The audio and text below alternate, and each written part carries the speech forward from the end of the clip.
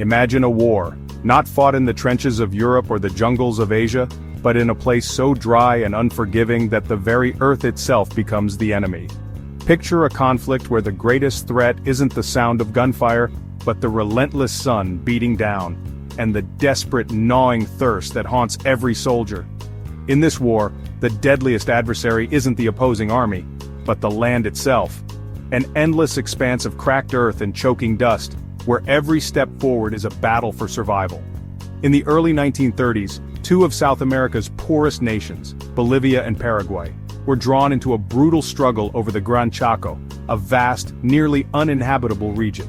The Chaco War was one of the deadliest conflicts in Latin American history, fought in a place so remote that many soldiers had never even heard of it before being sent to fight. The conditions were almost unimaginable. Temperatures soared above 110 degrees Fahrenheit. Water was so scarce that men would collapse from dehydration, their lips cracked and skin blistered by the sun. Disease spread rapidly in the sweltering heat and medical supplies were almost non-existent.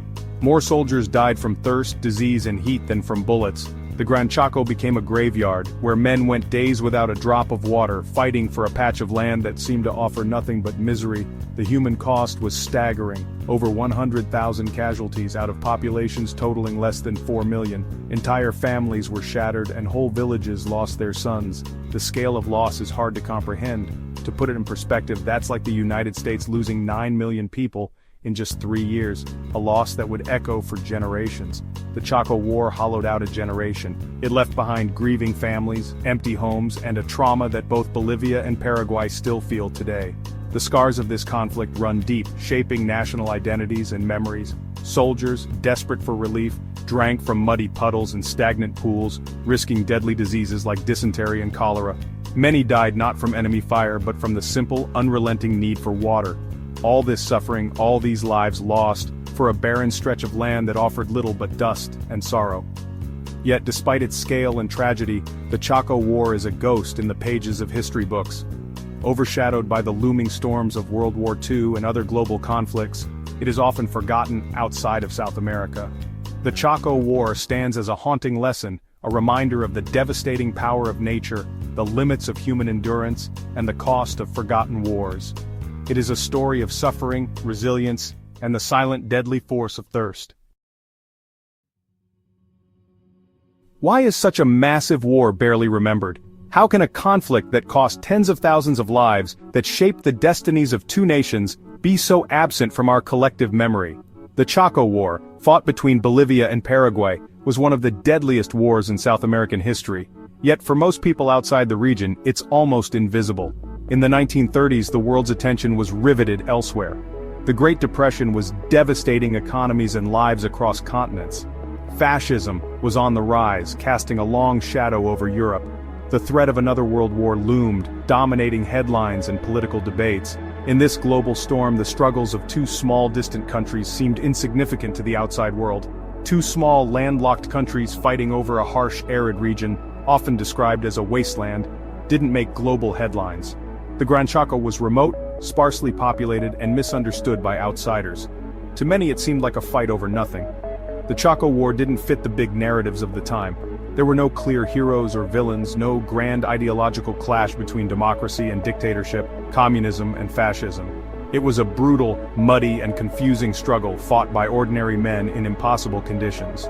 Both sides were poor, led by military regimes, fighting for reasons that were ambiguous even to many of their own citizens.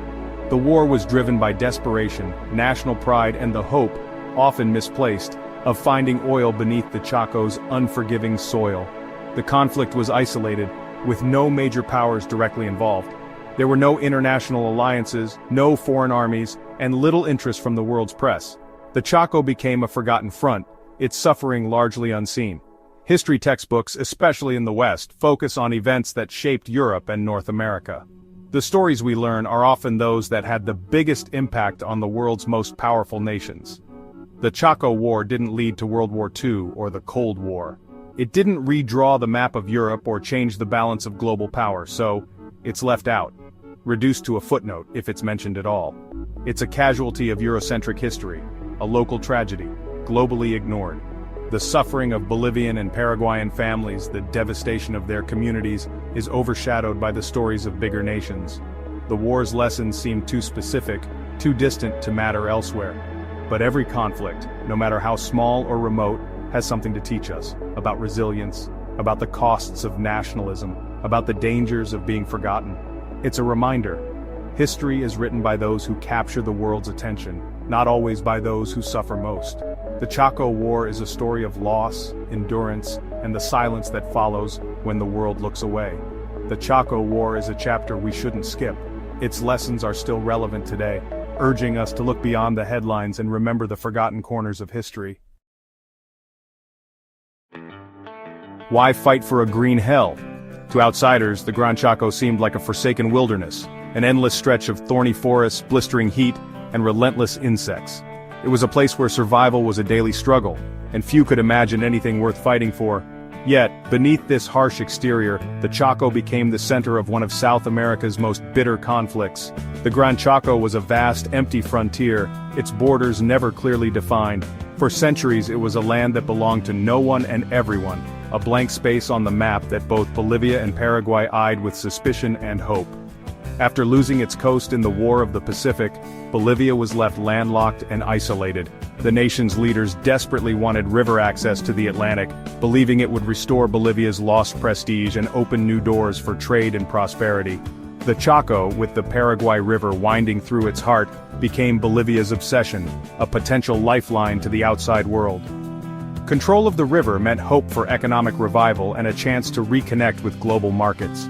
Then came rumors of oil, stoked by foreign companies eager to profit from South America's untapped resources. Whispers of black gold hidden beneath the scrubland spread quickly, igniting dreams of sudden wealth. The mere possibility of oil transformed a vague border dispute into a national crusade. Newspapers blared headlines, politicians made bold promises, and ordinary people were swept up in a wave of patriotic fervor. Bolivia sought redemption and survival. Paraguay defended its land and pride. Both nations mobilized, convinced that their very future depended on this unforgiving land. Both sides whipped up nationalist fervor, fueling the belief that the Chaco was the key to their destiny. The barren landscape became a symbol of hope, sacrifice, and national identity. The promise of oil, never proven, made the Chaco priceless in politicians' eyes. Hopes soared, and so did tensions, as leaders gambled everything on a dream that might never come true. National ambition and economic hope drowned out reason. The fever for resources and glory blinded both countries to the true cost of war. In the end, the result was heartbreak. A brutal war over a mirage, fought in a land that gave little and took so much from those who dared to claim it. The war began with border skirmishes. Forts built, wells claimed, tensions rising. In June 1932, Bolivia seized a Paraguayan outpost at Pitiantuda, a rare water source. Paraguay struck back, retaking the fort.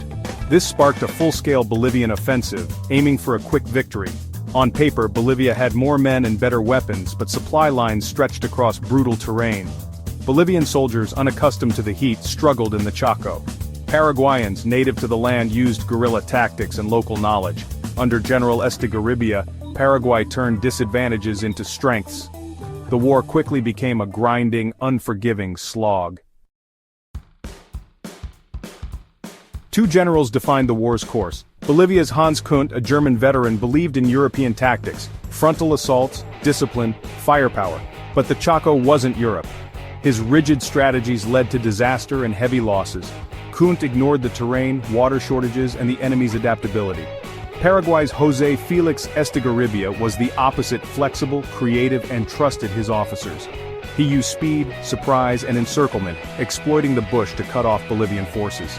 Estigarribia's focus on water and mobility turned the tide. His leadership made Paraguay's smaller army a formidable force. In the Chaco, adaptability beat brute strength. The Battle of Fort Nanawa in 1933 was the war's crucible. Bolivia launched massive assaults, throwing everything at Paraguayan trenches: tanks, artillery, flamethrowers. Outnumbered Paraguayans, led by Estigarribia, held firm with clever defenses and local knowledge. Bolivian tanks bogged down, soldiers fell in waves. The fighting was brutal, often hand-to-hand. Thousands died, but Paraguay's lines never broke. The myth of Bolivian superiority shattered. Kunt was dismissed. Bolivia's momentum collapsed. Paraguay seized the initiative, launching bold offensives. Nanawa proved that determination and strategy could overcome numbers.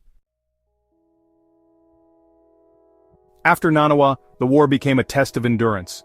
Estigarribia's encirclement tactics led to huge Bolivian surrenders at Campo Villa and El Carmen. Bolivian morale crumbled, their army retreated, harried by Paraguayan forces. Both sides faced the real enemy, the Chaco itself. Heat, thirst, disease. Supply lines broke down. Water was life or death. By 1935, both nations were exhausted, economies shattered, populations decimated. The war ground to a stalemate, with neither side able to win outright. International pressure mounted, public support faded as casualties mounted. On June 12, 1935, a ceasefire ended 3 years of senseless suffering. The Chaco War left deep scars on both nations. Paraguay gained territory but lost a generation, 36,000 dead from a tiny population. Bolivia suffered defeat, lost land, and over 50,000 lives. The war shattered old elites and fueled revolutions, especially in Bolivia, empowering indigenous voices.